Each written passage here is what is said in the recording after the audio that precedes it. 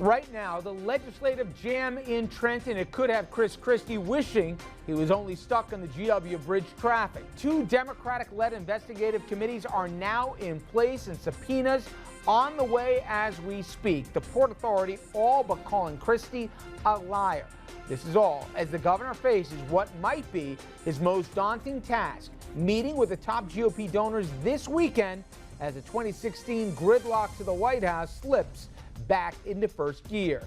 And then, forget about the sheriff of Wall Street. Who gets to be the sheriff when it comes to Albany?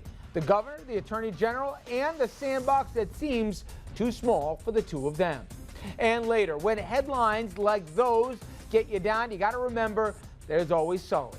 5 years after the miracle on the Hudson, we could all use a little more Sully. Good evening, everyone, and welcome to RFL. I'm Richard French. Thank you so much for joining us this Thursday evening, January 16th. We start here with a developing story coming out of Trenton tonight as the governor's Bridgegate scandal officially becomes legislative business for the state Senate and the state Assembly, legislative bodies both controlled by Democrats, and many of whom they were less than thrilled with Christie before his aides apparently turned traffic into political revenge. Well, tonight, we know the governor has lawyered up, and we know that formal subpoenas have been issued.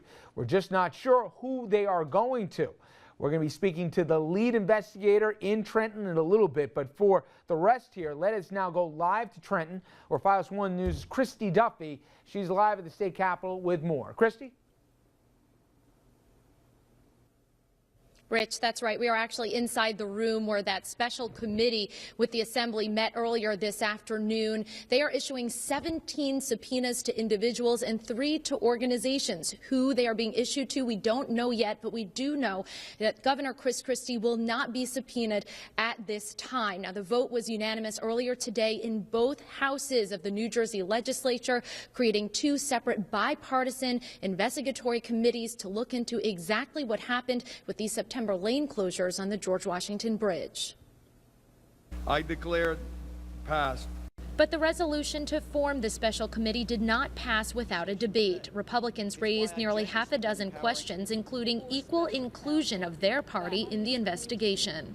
There's nobody in this room who I work with who doesn't want a proper investigation to take place. But in order for a proper investigation to take place, we need to be part of the process. Republicans requested equal access to all subpoenaed documents. At the same time, Democrats have access, as well as equal access to the special counsel hired by the New Jersey Assembly. Reed Scher, a former federal prosecutor, will serve as special counsel to the committee. He prosecuted former Illinois Governor Rod Blagojevich on corruption charges. Assembly Republicans also voiced privacy concerns. They asked that future subpoenaed emails, text messages, and documents not reveal private communications unrelated to the George Washington Bridge lane closings. Not hurt people who have no nexus to what happened at the GW Bridge.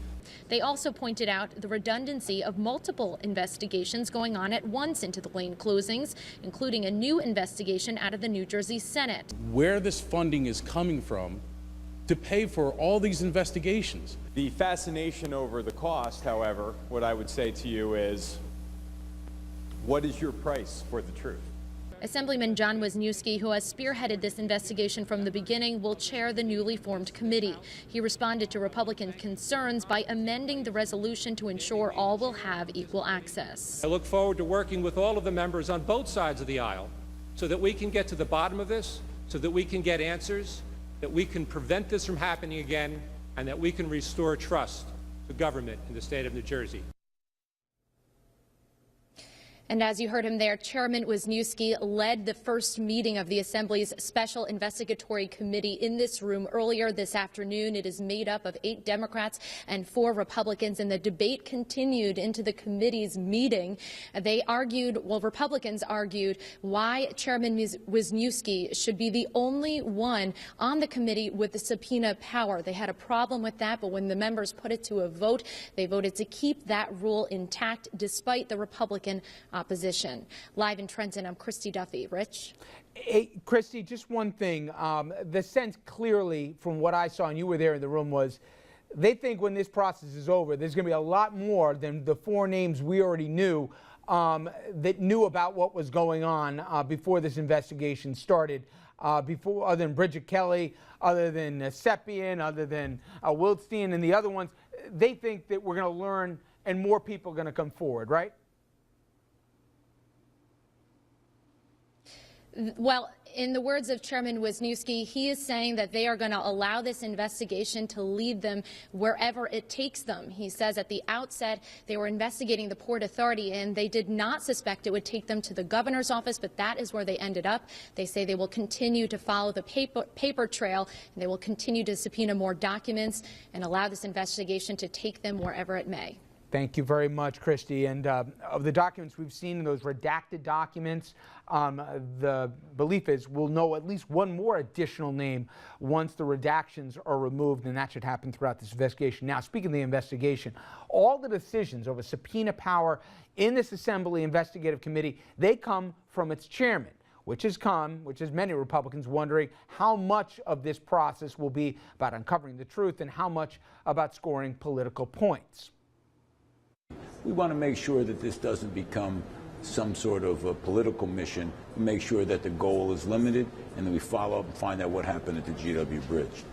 Okay, and that Assemblyman Bramnick in my conversation earlier today. So as we await the specific names, we should be getting them this evening into tomorrow morning, and the groups that are going to be hit with the subpoenas in New Jersey. One thing looks really clear. The Democratic majority in the Assembly, they seem to be having a game plan here, and they'll be driving this investigation. At least we got a rough idea of where this thing is headed. To find out what that game plan is, I spoke about an hour ago here with the man who now has all that subpoena power, the most influential person when it comes to this investigation, the chairman, Assemblyman John Wisniewski. We are issuing 20 subpoenas this afternoon, and they are divided between organizations and individuals. And the individuals and organizations that will be the recipients of these subpoenas were determined by looking at the documents we already have. There's several thousand pages of material that have been provided pursuant to prior subpoenas. And those documents raise a host of questions. I mean, obviously, we know from those documents that Bridget Kelly authored the email that went to David Wildstein that led to the lane diversion. But there are so many questions that those emails also raise about who else was involved and who gave her the okay to do this and who else was involved in trying to conceal the discovery of the lane closure and then the effort to try to make it look like some kind of traffic study. And so based on all of that material that we've looked at, we've determined that there are 20 people or organizations that should receive subpoenas. The committee met in executive session and reviewed the list, and there was no objection to that list. And so those subpoenas are in the process of being served.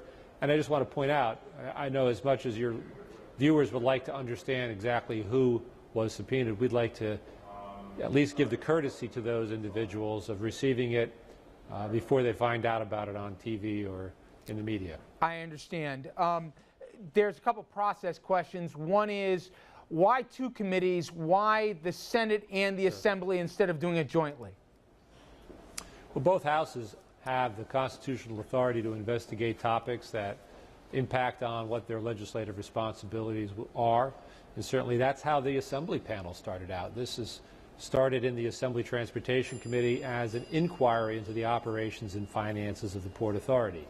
And during that inquiry, we looked and we saw lane closures coming out of Fort Lee. And as part of the operational inquiry, we looked at those lane closures. And in looking at those lane closures, we found an email that came out of the governor's office. And so this committee will continue the work that was started by the Assembly Transportation Committee and will continue to move forward.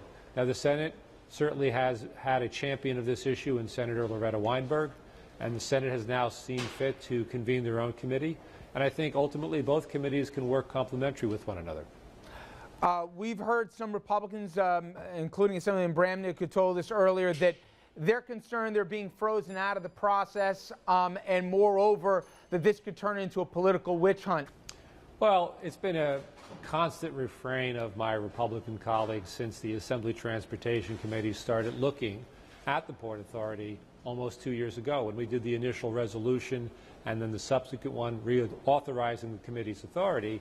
At both events, there was considerable acrimony by the other side of the aisle that this was nothing more than a partisan witch hunt, that we were on a fishing expedition. And the fact of the matter is a very narrow-focused investigation into the operations of the Port Authority led us to find that there was an abuse of power stemming out of the governor's office. We didn't want to be there. We weren't looking to be there. The facts took us there. And so now that we have these ugly facts in front of us, we need to address them. And there's no way to get around the fact that we need to have this committee continue its work. And so while I understand that there's always going to be partisan sniping, that's how this House is constituted. There are Democrats and Republicans. I think we ought to work cooperatively, as the governor has suggested, to get to the truth. If we can get to the truth, we can restore public trust. And if we can get to the truth, we can fix the Port Authority so it's not a dysfunctional agency. Obviously, I know you want to know who knew what and when did they know it. But beyond that, what are the key questions you want to get answered through this process? Well, I think those are the key questions. I mean, who knew what when, and when did they know it, and why did they do it? I mean, it doesn't get really much more complicated than that. I think the problem is that it's not necessarily straightforward as to who knew what and when. It's not very straightforward as to why. And so while the universe of questions that really inform our decisions is very narrow, the number of people that we have to go to and the amount of material we're going to have to sift through is pretty daunting. Finally, I know you're busy, Assemblyman. When do the subpoenas get delivered tonight, and when does the process start where you're going to be able to be asking some questions of these folks? The process is going to start with the issuance of the subpoenas this afternoon and the attempt to serve them starting this afternoon and this evening, and probably will run into tomorrow. Oh my God.